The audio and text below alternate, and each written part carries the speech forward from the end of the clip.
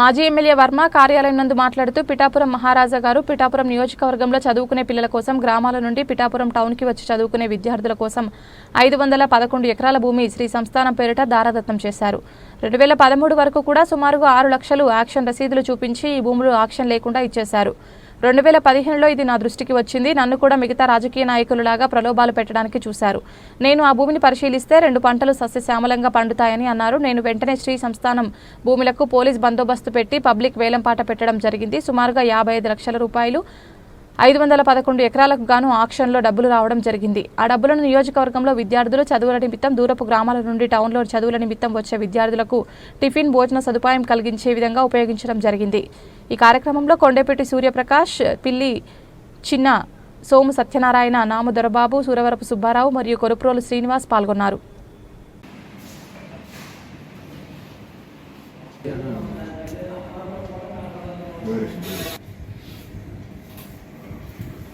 ఈరోజు పిఠాపురం మహారాజా గారు ఏదైతే పిల్లల చదువుల గురించి పిఠాపురం నియోజకవర్గంలో మరి పిఠాపురం హెడ్ క్వార్టర్ వచ్చి చదువుకునే విద్యార్థుల గురించి 511 ఎకరాలు శ్రీ సంస్థానం పేరిట మరి దారాదత్తం చేయండి.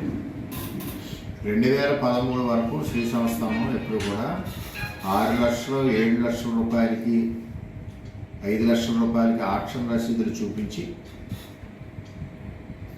ఈ భూమిని ఆక్షన్ లేకుండా దారాదత్తం చేసేవారు. అది 2015లో నా దృష్టిలోకి వచ్చినప్పుడు నన్ను కూడా మిగిలిన రాజకీయ నాయకుల్లాగే ప్రలోభ పెడదామని చూసినప్పుడు మేము ఆ భూమిని పరిశీలిస్తే అన్నీ కూడా 2 పంటలు సస్యశ్యామలంగా పండే భూమిని పరిశీలించి అప్పుడు ఆక్షన్ పెట్టాం. ఆక్షన్ పెట్టడానికి కూడా ఇబ్బందిగా ఉంటే అప్పుడు దగ్గర 150 మంది పోలీసులు, 3 డిఎస్పీలు, 10 మంది సిఐలు, 20 మంది ఎస్సీలతో బందోబస్తు పెట్టి ఆక్షన్ చేస్తే 53 లక్షల చిల్లర అమౌంట్, 50,000 అటు ఇట్లు 53 లక్షల రూపాయలకి 511 ఎకరాలకి ఆక్షన్లో డబ్బులు రావడం జరిగింది. ఆ డబ్బుల్ని మేము అప్పుడు విద్యార్థుల చదువు గురించి, అదేవిధంగా మధ్యాహ్నం చదువుకునే విద్యార్థులకి టిఫిన్లు, అదేవిధంగా మధ్యాహ్నం భోజనాలు వాళ్ళే మేలు పెట్టుకునే విధంగా చక్కగా మేము ముందుకు నడపడం జరిగింది. తదుపరి వైసీపీ గవర్నమెంట్ వచ్చినప్పుడు కూడా మళ్ళీ భ్రష్టు పట్టించారు.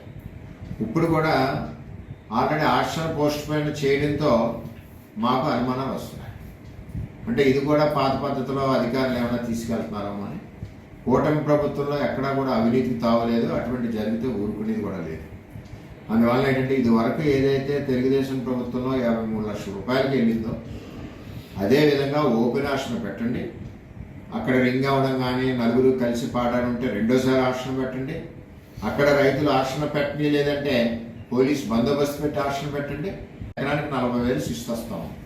రైతు కూడా బాగుపడాలి కాబట్టి ఆ 53 లక్షలకి ఏదైతే వెళ్ళిందో దానికి ఎప్పుడో 7-8 సంవత్సరాల క్రితం కాబట్టి కనీసం 80-90 లక్షలు ఈరోజు మరి ఆక్షన్లో వచ్చే పరిస్థితి కాబట్టి అధికారులు కూడా పెర్ఫెక్ట్గా, నిజాయితీగా, నిబద్ధతతో ఆక్షన్ నిర్వహించి సంస్థానాన్ని నిలబెట్టవలసిన బాధ్యత అధికారులు ఉంది. అప్పుడే రాజా గారు ఏదైతే ఆశయంతో శ్రీ సంస్థానానికి 511 ఎకరాలు ఇచ్చారో దాని యొక్క ఆశయం, దాని యొక్క ఎంతో ప్రేమతో ఇచ్చిన ఆయన యొక్క ఆత్మ కూడా శాంతిస్తుంది కాబట్టి ఎట్టి పరిస్థితుల్లోనే శ్రీ సంస్థానం భూములు పబ్లిక్ ఆక్షన్ పెట్టాలి.